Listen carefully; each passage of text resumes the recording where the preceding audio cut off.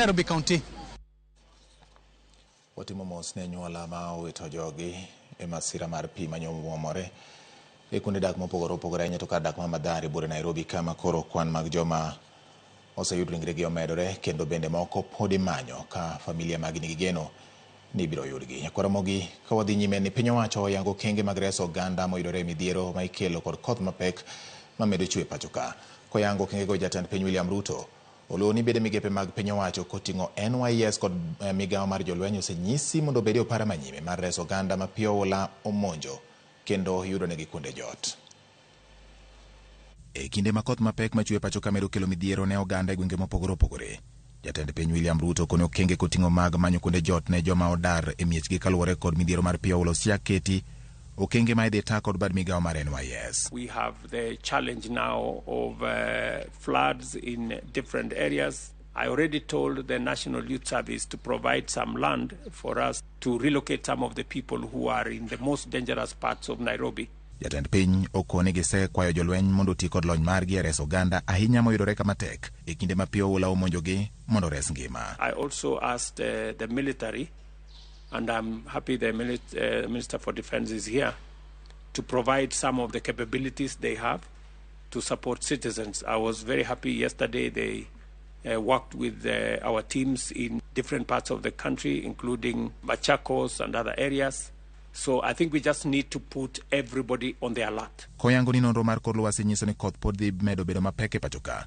Jalup jatend piny Rigathi Gachagua okwayo jopiny mondo obed motang' kendo gelure kod milome ma sirikal biro golo kinde ka kinde kotenre kod koth ma medo chwe pacho ka gavana ma Kirinyaga Anne Waiguru onyiso oganda mondo kik din kuonde ma pi oula kaloe kaka yor geng'o pi mabaro kendo donjo nyaka e kuonde mag dak kod puothe. Outlook for the next week indicate that the country will receive above normal rainfall across the country. Daily alerts will be issued to the people of Kenya to inform them of what is happening in areas where there is obvious danger and to appeal to them to cooperate with government agencies and other partners so that we save lives and livelihoods. Tusiblock njia ya maji kwa sababu kublock njia ya maji tuseme tujenge karibu sana na mahali pale tunaita riparian ndio inatuletea shida. Kodwaro ni piny owacho yang midhiero mar pi oula kaka midhiero momako pacho ka mangima. Jalup gavana ma Kisumu Matthew Owili okone jatend piny William Ruto mondo ne utiek gedo mar yawo ma Koru Soin ka okone mae mabiro reso oganda manyando kod Nyakach ewi midhiero mar pi oula. And especially the issue of Koru Soin multipurpose dam that my brother the Honorable Ayub Savula talks about here and says that the Honorable President is your friend.